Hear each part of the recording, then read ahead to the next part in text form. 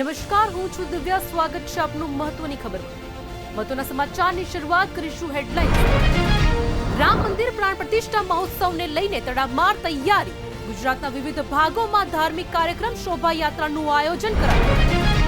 લોકસભાની ચૂંટણીને લઈને ભાજપની આક્રમક તૈયારી શરૂ.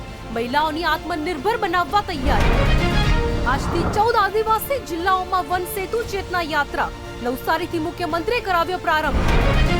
હવામાન વિભાગની આગાહી. અમદાવાદ સહિત રાજ્યોમાં ઠંડીનું જોર વધશે. દહેગામના લિહોડા દારૂકાંડમાં પોલીસ તપાસનો ધમધમાટ શરૂ. જેની ઉત્સાહપૂર્વક રાહ જોવામાં આવી રહી છે તે અયોધ્યામાં ભગવાન રામના નિજ મંદિરમાં પ્રાણ પ્રતિષ્ઠા મહોત્સવને લઈને અભૂતપૂર્વ આયોજન દેશભરમાં ચાલી રહ્યું છે. વિવિધ કાર્યક્રમોની શરૂઆત થઈ ચૂકી છે, ત્યારે ગુજરાત પણ પાછળ નથી. પ્રાણ પ્રતિષ્ઠા પહેલા સમગ્ર ગુજરાત પણ રામમય છે. ગુજરાતના વિવિધ ભાગોમાં ધાર્મિક કાર્યક્રમ, શોભાયાત્રાનું આયોજન કરવામાં આવી રહ્યું છે. સાફ સફાઈ અભિયાન પણ શરૂ થઈ ગયા છે. તમામ કાર્યક્રમમાં બાળકો અને અન્ય ઉત્સાહ સાથે ભાગ લઈ રહ્યા છે. 12મી જાન્યુઆરીએ મુખ્ય કાર્યક્રમમાં અયોધ્યામાં રામ મંદિર ખાતે યોજાશે, જેમાં પીએમ નરેન્દ્ર મોદી મોટી સંખ્યામાં સાધુ સંતો અને અન્ય મહાનુભાવોની હાજરીમાં ઉપસ્થિત રહેશે. આ કાર્યક્રમમાં ઉત્તર પ્રદેશના મુખ્યમંત્રી યોગી આદિત્યનાથ પણ હાજર રહેશે. ગુજરાત પર રામમય અંગે સમગ્ર માહિતી જુઓ અમારા ખાસ અહેવાલમાં.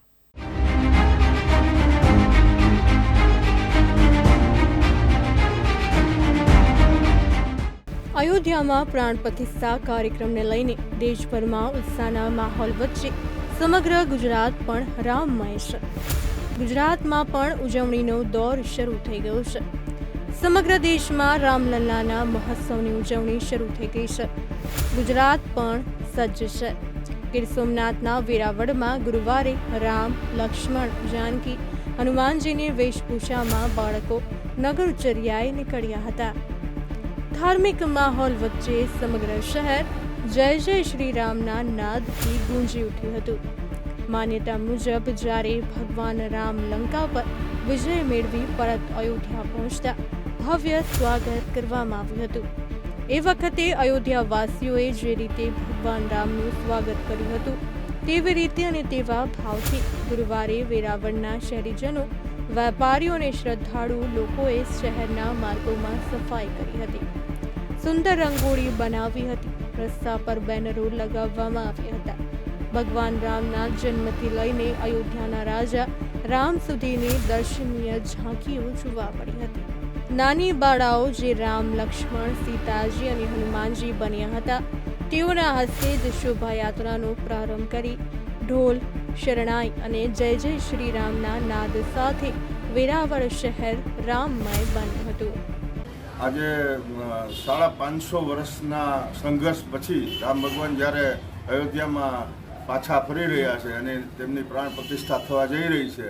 દશરથ રાજાએ તો એને 14 વર્ષનો વનવાસ આપ્યો હતો, પણ રામ ભગવાન 550 વર્ષે આપણે એને આપણા નજરોથી નિહાળી શકીએ છીએ કે એ અયોધ્યામાં બેસવાના છે 22 જાન્યુઆરીએ. તો ત્યારે આખું વેરાવળ, સોમનાથ, ગીર સોમનાથ જિલ્લો ભવ્ય રીતે એની ઉજવણી કરી રહ્યો છે. અને બંદર વેપારી મંડળ દ્વારા અને વેરાવળ શહેર દ્વારા રામ ભગવાનના તમામ જીવન ચરિત્રની ઝાંખીઓ ચારે તરફ આપને જોવા મળશે.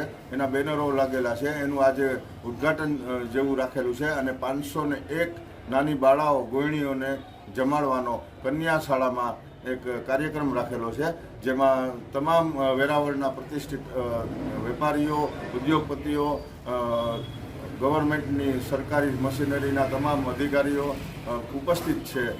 જય શ્રી રામ. હવે ગુજરાતમાં આગામી કેટલાક દિવસ સુધી માહોલ ધાર્મિક રહે તેમ માનવામાં આવે છે. ગુજરાતમાં અનેક સંસ્થાઓએ દિવાળીની જેમ ઉજવણી કરવા માટેની પણ તૈયારી કરવામાં આવી છે.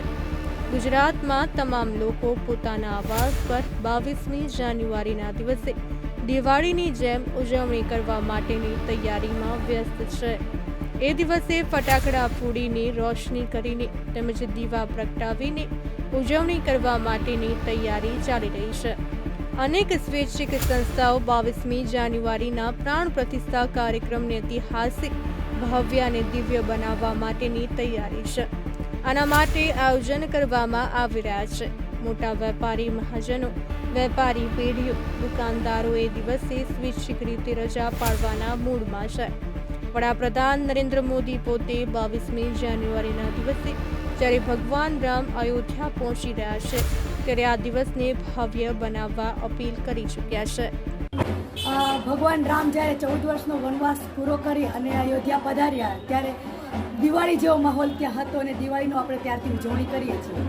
પરંતુ આજે 500 વર્ષના સંઘર્ષ પછી જ્યારે સનાતનની જેને કહે ને કે બહુ મોટી સિદ્ધિ છે, જેનું આખું વિશ્વ નોંધ લે છે, એ દરમિયાન જ્યારે રામ ભગવાન પધારે છે ત્યારે ફક્ત ભારત નહીં પરંતુ આખા વિશ્વમાં દિવાળી જેવો માહોલ છે. અને અહીંયા વેરાવળમાં આપણે જોઈ શકીએ છીએ કે જગ્યાએ જગ્યાએ સરસ મજાના બેનરનું ઉદ્ઘાટન થયું છે. 501 બાળાનો જમણવાર રાખ્યો છે અને આજે જ જાણે દિવાળી આજથી શરૂ થઈ ગઈ છે એવો દિવાળીનો ભવ્ય મહોત્સવ ઉજવવામાં આવી રહ્યો છે. રંગોળીઓ ચિત્રીને ભગવાનનું આપણે સ્વાગત કરીએ છીએ, બેનર લગાવીને ભગવાનનું સ્વાગત કરીએ છીએ. રાત્રે આપણે નીકળીએ છીએ ત્યારે દીવા અને ઘરે ઘરે ધજાઓ લગાવવામાં આવી છે. એ બતાવે છે કે સનાતનનો વિજય થયો છે, રામ ભગવાન આવી રહ્યા છે અને રામની ચેતના સમગ્ર વિશ્વમાં કામ કરી રહી છે. રામ રામ રામેતિ રમે રામે મનોરમે સહસ્ર નામ તત્તુલ્ય રામ નામ વરાનને. ભગવાનના 1000 નામ લઈએ અને જે પુણ્ય મળે છે, ફક્ત ભગવાન રામનું એક નામ લેવાથી મનુષ્યનો ઉદ્ધાર થાય છે.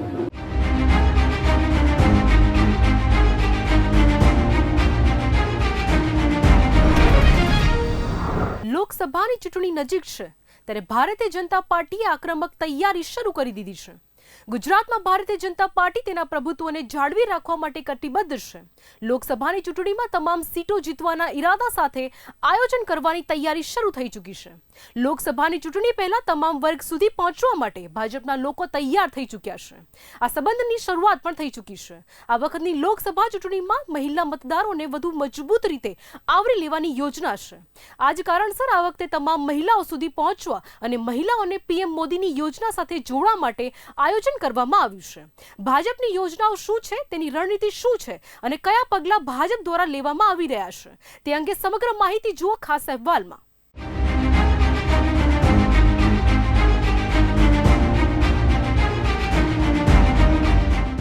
લોકસભાની ચૂંટણી આડે વધારે સમય નથી ત્યારે ભારતીય જનતા પાર્ટીએ પીએમ મોદીના નેતૃત્વમાં તમામ લોકો સુધી પહોંચવા માટે મોટા પાયે આયોજન થઈ રહ્યા છે. આના ભાગરૂપે અને તૈયારી રૂપે ગાંધીનગરમાં કમલમ ખાતે શક્તિ વંદન કાર્યક્રમનું આયોજન કરવામાં આવ્યું હતું, જેમાં ભાજપના પ્રદેશ સ્તરના તમામ નેતાઓ અને કાર્યકરો હાજર રહ્યા હતા. આ કાર્યક્રમમાં મહિલા રાષ્ટ્રીય સહસચિવ વિજયાજી રહાડકર દ્વારા વિવિધ યોજનાઓ અને આયોજન અંગે વિસ્તારપૂર્વક માહિતી આપવામાં આવી હતી. આગામી દિવસોમાં ભાજપે કેવા આયોજન કરવામાં આવ્યા છે તે અંગે પણ માહિતી આપવામાં આવી હતી. સાથે સાથે તેમણે એમ પણ કહ્યું હતું કે ગુજરાતના પ્રદેશ અધ્યક્ષ CR પાટીલના માર્ગદર્શનમાં આગામી દિવસોમાં શ્રેણીબદ્ધ નવા આયોજન કરીને તમામ વર્ગ સુધી પહોંચવા માટેના પ્રયાસો સંપૂર્ણ તાકાત સાથે કરાશે. તેમણે દાવો કરતા કહ્યું હતું કે દેશમાં મહિલાઓ માટે સારું કામ થઈ રહ્યું છે. તમામને સાથે લઈને ચાલવા માટેની અમારી યોજના અસરકારક છે. 1 કરોડ મહિલા ગ્રુપ દ્વારા કામ કરવામાં આવી રહ્યું છે, જેમાં 11 કરોડ મહિલાઓ કામ કરી રહી છે. મહિલાઓને કેવી રીતે આત્મનિર્ભર કરી શકાય તે માટે ખાસ ભાર મૂકવામાં આવી રહ્યો છે. એકલા ગુજરાતમાં 3 લાખથી વધારે ગ્રુપ છે, જેમાં 30 લાખ મહિલાઓ આર્થિક રીતે કામ કરી રહી છે. ગુજરાતની તમામ મહિલાઓ સુધી જઈશું અને અમે તેમને મોદીની યોजना સાથે जोड़ीशुं. कार्यकर्ता हर गांव जाएंगे और हर गांव की हमारी सेल्फ हेल्प ग्रुप की बहनों को अपने साथ जोड़ेंगे. इसके बीच में हम उन्हीं के पास तो जाएंगे ही, पर उसके साथ साथ जो हमारे सेल्फ हेल्प ग्रुप के फेडरेशन है, उसी के साथ साथ विलेज ऑर्गेनाइजेशंस है, हमारी CRP बहनें हैं, उनके साथ भी हम संवाद करेंगे और बाद में हम अपने सेल्फ हेल्प ग्रुप की बहनों के साथ हम मिलेंगे. मुझे विश्वास है कि जिस तरीके से मोदी जी आज देश में सभी को साथ लेकर काम कर रहे हैं, उसी का उपयोग इन सभी बहनों को भी हो रहा है और इसके साथ साथ हम उनको और अपने साथ जोड़ने का प्रयास करेंगे और 11 करोड़ बहनों को मिलने का एक बहुत अच्छा लक्ष्य हमने रखा है. आखिरी में हम सभी ब्लॉक लेवल पे, विधानसभा लेवल पे हम इन बहनों का हम एक बड़ा सम्मेलन भी करेंगे और उनको अपने साथ में जोड़ेंगे. इस तरीके का कार्यक्रम अभी हो रहा है. गुजरात प्रदेश की हमारी जो टीम यहाँ पे है, इस टीम ने भी तय किया है कि वो हर गांव जाएंगे और अपने बहनों को मिलेंगे, जिसकी आज यहाँ पे पूर्व तैयारी की बैठक हो गई है। मुझे विश्वास है कि गुजरात प्रदेश इस अभियान को हमारे प्रदेश के अध्यक्ष आदरणीय CR पाटिल जी के नेतृत्व में बहुत अच्छे तरीके से सफल करेगा। ગુજરાતમાં ભારતીય જનતા પાર્ટીનું નેટવર્ક પણ અન્ય રાજ્યો કરતાં વધારે મજબૂત છે. અહીં તમામ પ્રયાસો અને પ્રયોગ ભાજપના સફળ રહ્યા છે. છેલ્લે વિધાનસભાની ચૂંટણીમાં ભાજપે ઇતિહાસ સર્જીને 150થી પણ વધુ સીટો જીતી લીધા બાદ હવે લોકસભાની ચૂંટણીમાં પણ આવો જ ભવ્ય દેખાવ કરવાની તૈયારી કરવામાં આવી રહી છે. ભાજપના પ્રદેશ કાર્યાલય ખાતે નિયમિત રીતે બેઠકો યોજવાની શરૂઆત થઈ રહી છે.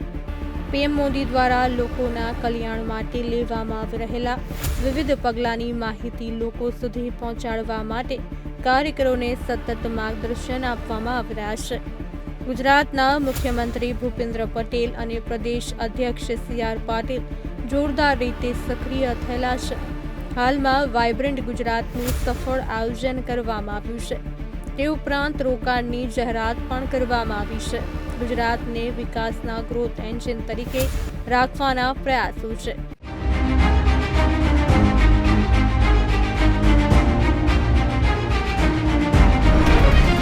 લોકસભાની ચૂંટણી આવી રહી છે ત્યારે આદિવાસી વોટ બેંકને રીઝવવા આજથી 14 આદિવાસી જિલ્લાઓમાં વન સેતુ ચેતના યાત્રાનું આયોજન કરવામાં આવ્યું છે, જેનો પ્રારંભ મુખ્યમંત્રી ભૂપેન્દ્રભાઈ પટેલ દ્વારા નવસારીથી કરવામાં આવ્યો છે.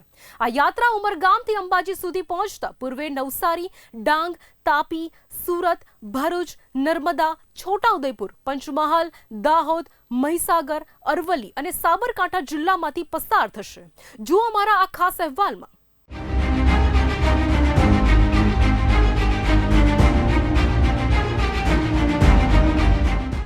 વન સેતુ ચેતના યાત્રામાં આદિજાતિ બાંધવોને સ્પર્શતી 5 દિવસની વન સેતુ ચેતના યાત્રાનો મુખ્યમંત્રી ભૂપેન્દ્ર પટેલ અને નવસારીના સાંસદ CR પાટીલના હસ્તે 18 જાન્યુઆરીના રોજ નવસારી જિલ્લાના ભીનાર ખાતે આવેલા જાનકી વન ખાતેથી પ્રસ્થાન કરવામાં આવ્યું હતું.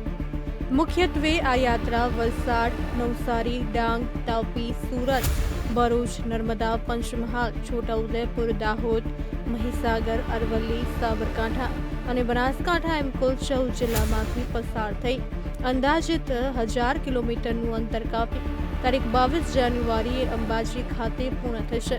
તેમજ યાત્રામાં અંદાજિત 51 જેટલા આદિજાતિ તાલુકાના ગામોના અંદાજિત 3 લાખ આદિવાસી ભાઈઓ બહેનોને સાંકળી લેવામાં આવશે. તમે એકદમ શાંત થઈ ગયા છો, આટલું બધું ઉત્સાહ વાળું વાતાવરણ.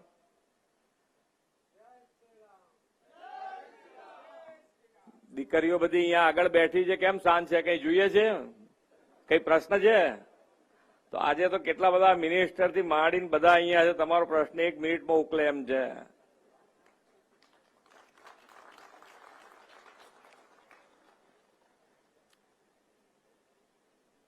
આજે ઉનાઈ માતાના દર્શન કરીને આજની આ ચેતના યાત્રાનો આપણે પ્રારંભ કરી રહ્યા છીએ. વિશ્વ નેતા અને આપણા યશસ્વી વડાપ્રધાન શ્રી નરેન્દ્રભાઈ મોદીની પ્રતિબદ્ધતા, શ્રદ્ધા અને દ્રઢ નિર્ધારના પરિણામે આપણને સૌને ખબર છે એમ અયોધ્યામાં ભવ્ય રામ મંદિર 22મી તારીખે રામલલ્લા બિરાજમાન થવાના છે. આપણે સૌ નસીબદાર છીએ કે આપણે એ ધરતી પર વસવા અને વિકસવા મળ્યું છે, જેના પર ભગવાન રામચંદ્રજી તેમના વનવાસ દરમિયાન રહ્યા હતા અને વિચરણ કર્યું હતું. પુરાણો અને ઇતિહાસમાં પણ આ ડાંગ પ્રદેશનો દંડાકરણ્ય તરીકે ઉલ્લેખ થયેલો છે.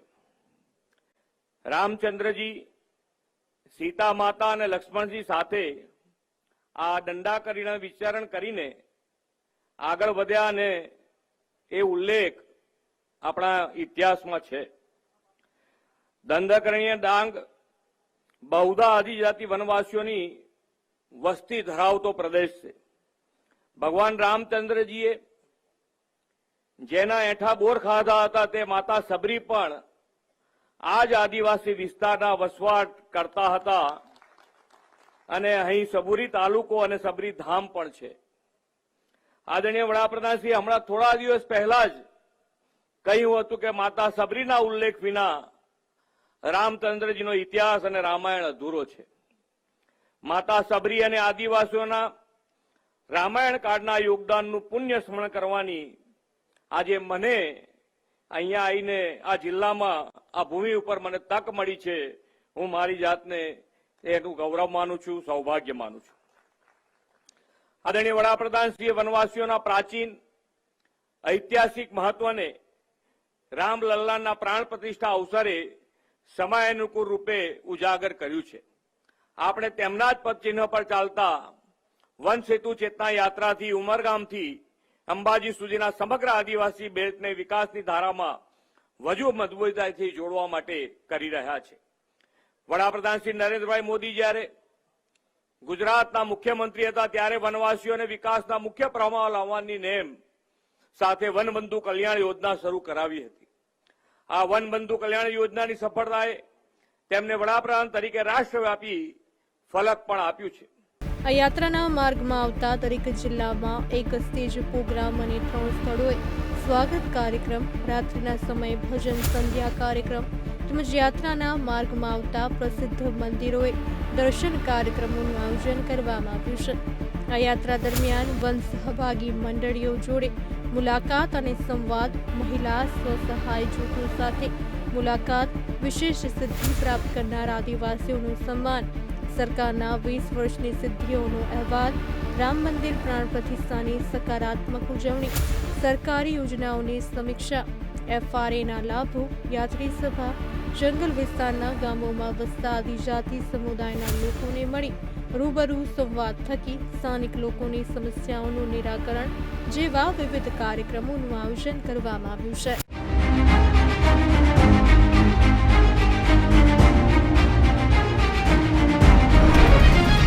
ગુજરાતમાં જાન્યુઆરી મહિનાની પૂર્ણાહુતિ થવા આવી છે અને ફેબ્રુઆરીની શરૂઆત થવા આડે હવે વધારે દિવસો નથી.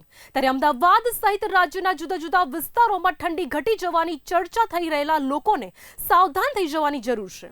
કારણ કે ગુજરાતમાં હજુ ઠંડીનું જોર વધશે. તાપમાનમાં વધુ ઘટાડો થઈ શકે છે, જ્યારે લઘુત્તમ અને મહત્તમ તાપમાનમાં કોઈ વધારે ફેરફાર થવાની શક્યતા નથી. વહેલી સવારે અને મોડી રાત્રે ઠંડા પવન પણ ફૂંકાઈ શકે છે. સમગ્ર ગુજરાતમાં ઠંડીની સ્થિતિ કેવી રહેશે અને તેની અસર શું થશે તે અંગે સમગ્ર માહિતી જુઓ અમારા ખાસ અહેવાલમાં.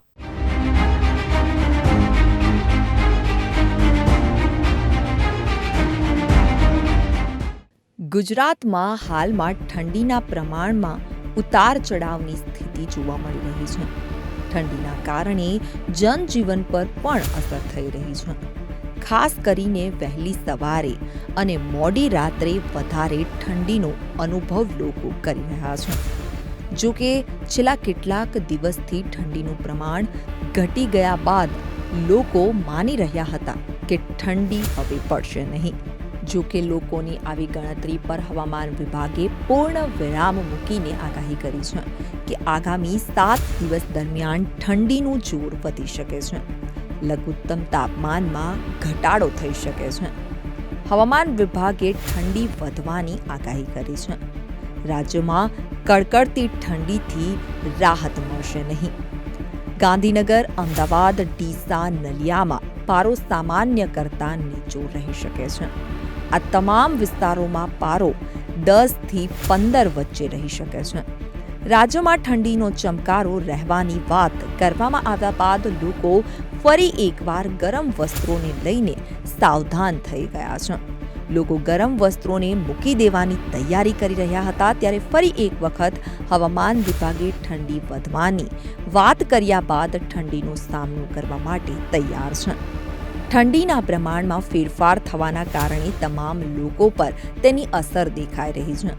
ખાસ કરીને બાળકો પર તેની અસર વધારે જોવા મળી રહી છે. બાળકોમાં સિઝનલ તકલીફ વધી રહી છે. રોગચાળાના કેસોમાં વધારો થઈ રહ્યો છે. વાયરલ ઇન્ફેક્શનના કેસોમાં રેકોર્ડ વધારો જોવા મળી રહ્યો છે. માતા પિતા પોતાના બાળકોની સંપૂર્ણ કાળજી લઈ રહ્યા હોવા છતાં જુદી જુદી સિઝનલ તકલીફોના કેસો વધી રહ્યા છે. ખાસ કરીને વાયરલ ઇન્ફેક્શન, શરદી, ઉધરસ, પેટમાં દુખાવા અને તાવની તકલીફ જોવા મળી રહી છે. શરીરમાં દુખાવાની ફરિયાદ લોકો કરી રહ્યા છે. આ સંબંધમાં તબીબોના કહેવા મુજબ કેટલીક કાળજી રાખીને સિઝનલ તકલીફથી બચી શકાય છે. ગરમ પાણીનો ઉપયોગ કરવા, બહારની ચીજવસ્તુઓ ટાળવાની સ્થિતિમાં બિનજરૂરી તકલીફથી બચી શકાય છે. સિઝનલ ઇન્ફેક્શનના કેસોથી હોસ્પિટલમાં અને ખાનગી દવાખાનામાં દર્દીઓની લાંબી લાઈનો લાગી રહે છે.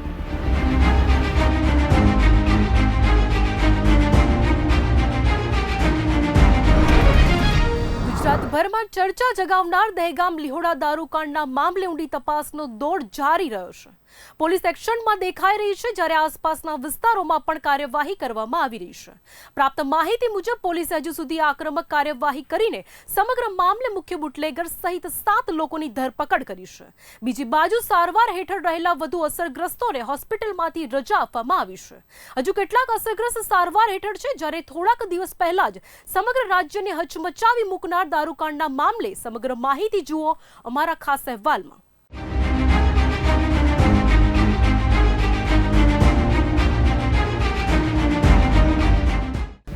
ગુજરાતમાં દારૂકાંડના મામલે કાર્યવાહીનો દોર જારી રહ્યો છે. ગાંધીનગરના દહેગામમાં થયેલા દારૂકાંડ મામલામાં પોલીસે એક્શનમાં આવીને દેશી દારૂનું વેચાણ કરતા 7 બુટલેગરોને પકડી પાડ્યા છે. પોલીસે ઝડપી પાડેલા બુટલેગરોની સેન્ટ્રલ જેલમાં ધકેલ્યા છે. પોલીસે ઝડપી પાડેલા તમામ આરોપીઓને કોર્ટ સમક્ષ રજૂ કર્યા હતા.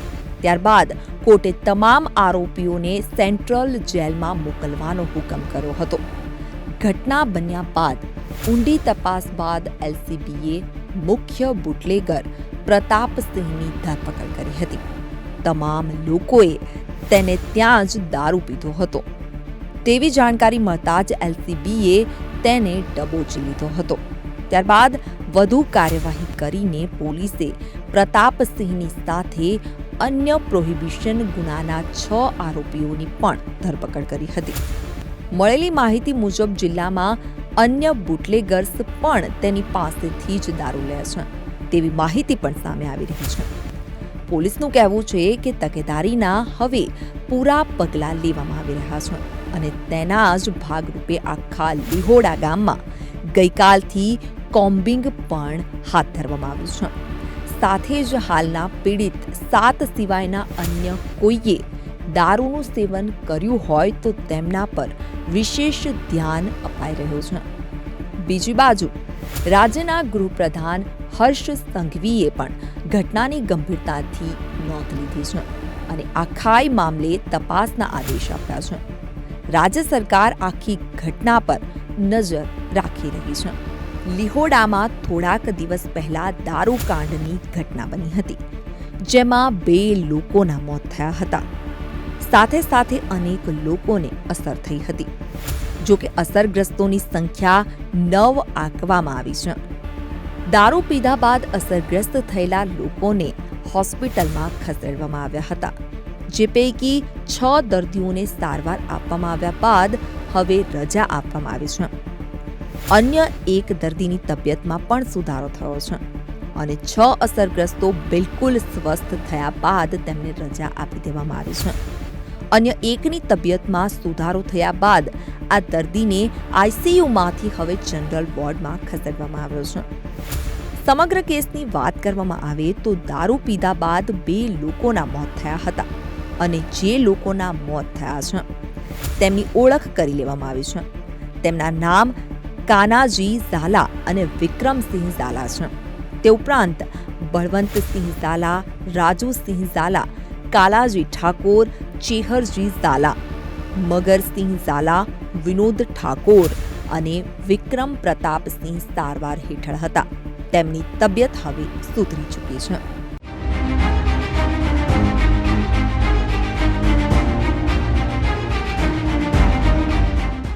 મહત્વની ખબરમાં ફરી મળીશું આજ સમય. ત્યાં સુધી જોતા રહો બુલેટિન ઇન્ડિયા, ભરોસો ગુજરાતનો.